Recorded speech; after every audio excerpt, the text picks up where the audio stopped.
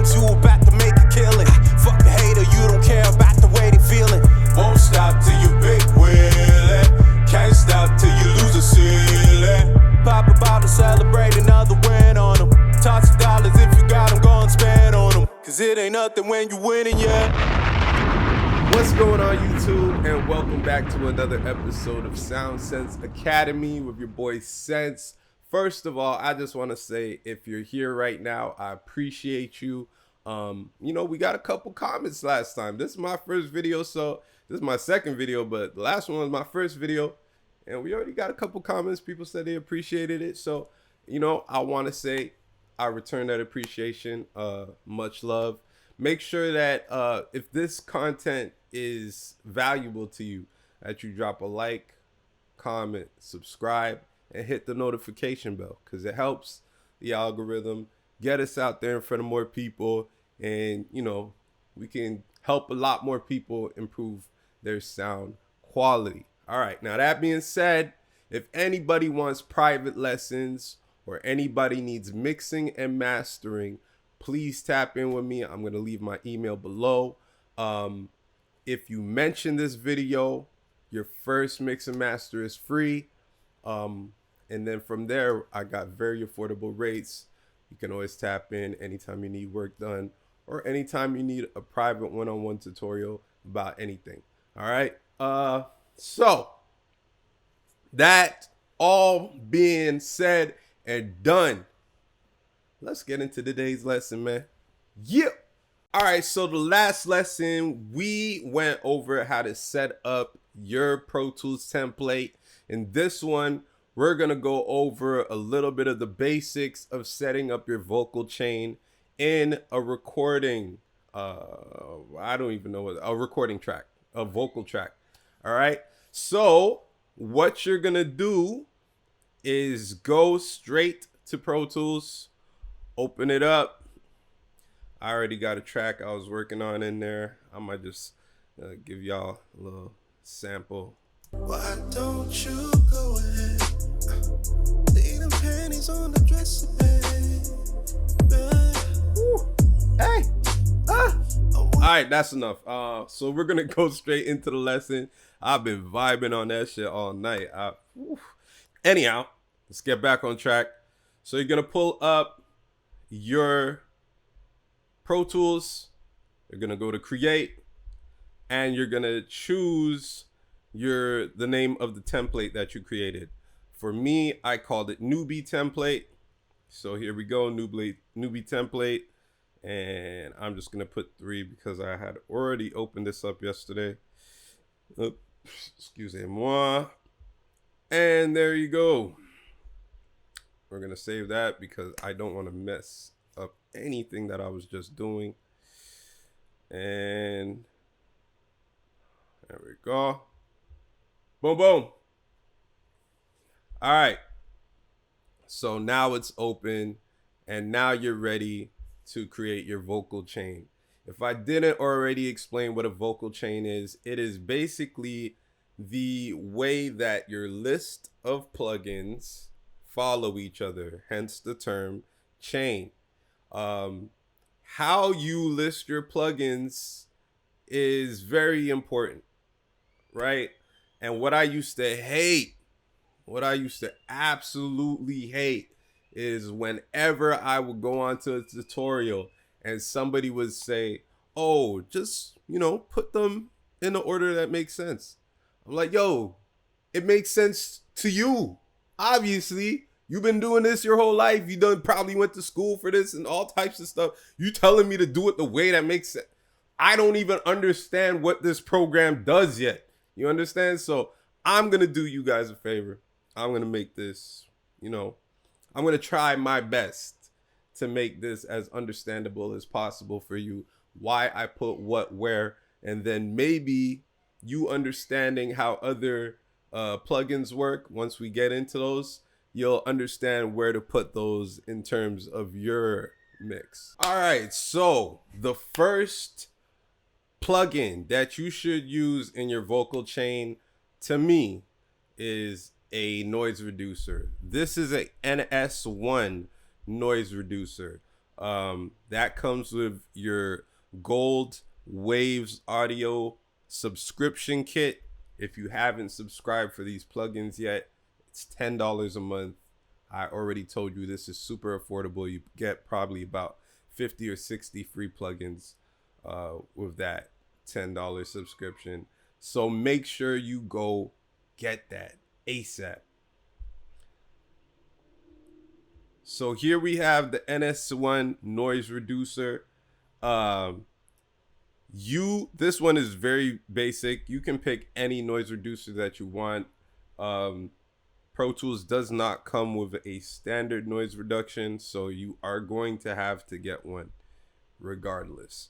And this is easy. It's one knob, easy to control, you know, very, very, very, very simple. But what you want to do is, if you have a beat on there, make sure that you mute the beat and you use this to get to a level where it's softening any background noise, but also not doing anything to the main vocal. If you put it up too high, it'll end up sounding like slightly robotic or mechanical. You don't want that. So mute the beat and play around with this until you get it to a level that sounds good to you. All right. And we're gonna get way more in depth to all of these plugins later, but right now I just want to keep it simple for y'all. The NS1 will definitely help you keep your mixes clean. If you want another noise reducer, go ahead and look for something, and maybe you'll find something for free out there. I'm sure there's freeware out there. I wouldn't suggest it.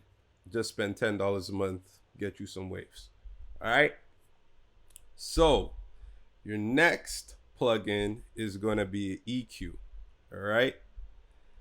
And there's so many different EQ providers. At the end of the day, most of them, it really doesn't make a difference. Some of them are better than others, but at the beginning for you, you're not gonna really notice the difference. As you get more skilled and your ear gets more trained, you're gonna realize how some of these sound different and their profile is different, and you're gonna develop a favorite, right? A big one is the F6. I don't use the F6. I'm gonna go with a standard one for the program, just so that even if you don't have the Waves subscription pack, you'll still be able to understand what I'm doing here. All right, so this is the basic. Okay. Now, up here is where you're gonna see your HPF and your LPF. HPF means high pass filter. I'm going to turn it on and you're going to see what it does. All right. So now what it has done is, if I slide this frequency over, well, this is frequency 1, sorry. You'll be able to see that what it's doing is cutting out the bass and only allowing the higher end frequencies to pass, which is why they call it a high pass filter. Right? Now, this is the angle of your slope. The sharper that angle is, the more abrupt you are cutting out those frequencies. For me, I like to have a medium slope on my cut. This first EQ is only going to be to cut out a little bit of the bass and the rumble from your voice or the subject that you're recording's voice. All right.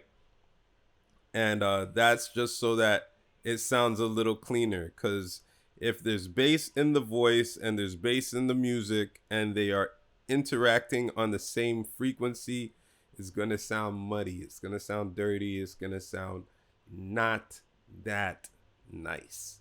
You understand? You don't want that, man. You want your shit sounding clean, right? So I would cut it up to about 60, you know. And as that slope rolls back, you're going to get trickles of these frequencies in here, rolling back through 60 all the way to 170, it looks like. All right. So, uh, yeah, like I said, this is your first EQ. How I mix and master, I tend to have a couple, at least one on the vocal track and then another one on the vocal bus, that will go into a lot more details as far as making the voice, forming the voice. um, it's really, when you call a person an audio engineer, it's really exactly that. You're sculpting the voice in a way where it sounds the best that it can for that vocal profile. And that's one of the most fun things to do, once you really get deep into this stuff. So, like I said, we won't be doing that today because that's the vocal bus. And I can do a whole individual tutorial alone on the F's, on EQs and how to clean vocals. So we're gonna get into that way later down the line. Um, like I said, if you guys want some of these information tutorials early, I'll be putting some advanced stuff on my Patreon. Also, you can reach out to me at my email below. Get a one-on-one, right? So yeah, moving back. We're gonna keep it simple. Cut out the bass to about 60. I don't really like to give numbers because you should really be using your ear to feel around and figure out where you're at. But most 808s will fluctuate between 60 and 80. And when you see me saying these numbers down here, this is what I'm talking about. All right. So between 60 and 80 is where your 808 will dance.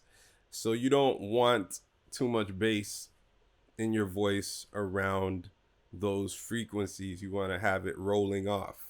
And this is what they call the roll off right here. Next, you can add a number of things to add ambiance, which is just how the vocals feel. Right?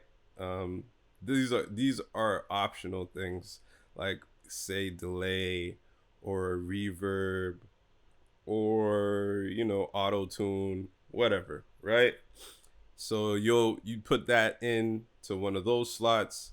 Once you're done with all of your optional plugins, you're going to slap a compression on there. And there's various types of compressions.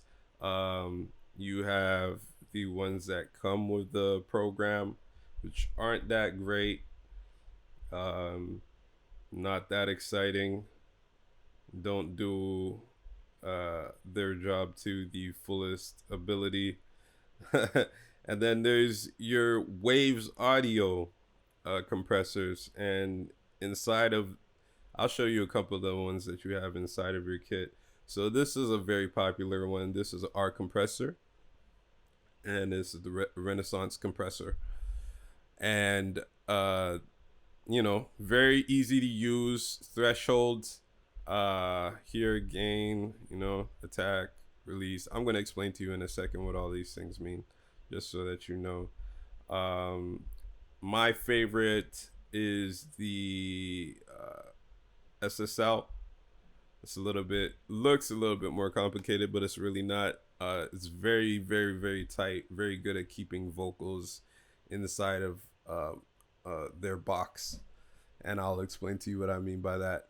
All right, the next one that I want to show you is the H compressor. Now, if you use this H compressor, always make sure you turn the analog off. If not, you're going to have a lot of white noise, and you're going to wonder where it's coming from, and it's going to take you forever to find it. So always make sure as soon as you put your H compressor on, or if you use a H delay, their analog is very noisy, causes a lot of white noise, a lot of background noise. Make sure you turn your analog off. All right, So now it's time to explain to you what exactly compression is and how it works. And I'm going to explain this to you in the best way that I can as a layman. You know what I'm saying?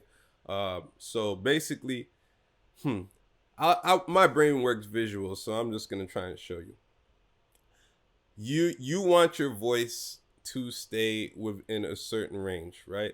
You don't want your voice coming up too high, and then you don't want your voice dropping down too low. So compression squeezes your voice so that the high points are brought down a little bit and the low points are brought up a little bit, right? And all of these buttons here tell you how to do that. Now, threshold is your literal ceiling, right? So the more you turn down your threshold is the lower you're dropping your ceiling and saying, hey, I want it to operate in between here, right? I don't want it up here. I want it down here. Let me adjust it till I get that sound. So your threshold is actually controls the size of the box that the voice is in, all right? All of these tell you different things about how that box is going to move, because as far as being a box, it's more like a gateway, right? So release is the top of the box, attack you can consider it the bottom, and they both are constantly going like this, right? In unison, or together. They're working together in a box. I feel ridiculous doing this shit. But I'm trying to be as visual as possible, right? So they're moving together, and every time they see a high point or get a signal, they grab it and then release, grab it and then release, grab it and then release, grab it, then release. So this is telling the program, the compression, how quick you want the program to grab your vocals when it's going above a certain level, right? So this is the level that you're setting, right? This is telling the program how quick you want it to grab it and pull it back down when your voice is going over a certain range or under a certain range, right? Push it up. So the attack, the longer your attack is, the slower it is, right? So 25 is super slow. You're probably not gonna notice much difference. This is kind of the range where a lot of tracks I do end up being in, between here and here. Here is more hip hop delivery. Here is more R&B. You know what I'm saying? But you're gonna have to mess with these yourself and find a way that balances for you. As far as the H compressor is concerned, I don't like punch. I'll always turn that off because it seems like it leaves a little bit of a gateway for the beginning of the voice to come up and have a peak. It literally creates punch in the voice, and I don't like that. I like to have my vocals well controlled, and I haven't figured out how to use punch in a way that's beneficial to me yet. You know what I'm saying? So I'm not saying that it doesn't have value. I'm just saying I've never found one for it yet, right? And so that's pretty much the basis of this. Your release is saying how long it keeps the lid on every time it grabs a signal. So the lid slaps down, goes, okay, that went too high. I'm going to slap down for a certain amount of seconds, and I'm going to release. I'm going to slap down for a certain amount of seconds, and I'm going to release, right? And that's your roof. That's the roof to your box. You're going to play with that too, right? And we're going to get, like I said, all of this stuff. I know it sounds crazy, but we're definitely going to get into more detail later on down the line and make things a lot more clear for you, all right? These are just quick run-throughs so you can understand kind of how things operate. And the reason why you're always going to put your compression at the end is logically, you know, if your compression is holding everything within a certain range, then you don't want to have changes happening after that took place, because then it's going to stretch those outside of the range again. When, like, for example, if you put a delay on after your compression, that delay can get really wild and out of control, right? Sometimes you want that. Sometimes you want it to be able to come past a certain level and get a little playful and creative. So you may want to put your delay after your compression, but in most cases, what you're going to want is everything to play within a certain range. All right. So just to recap, I'm sorry if any of this was confusing.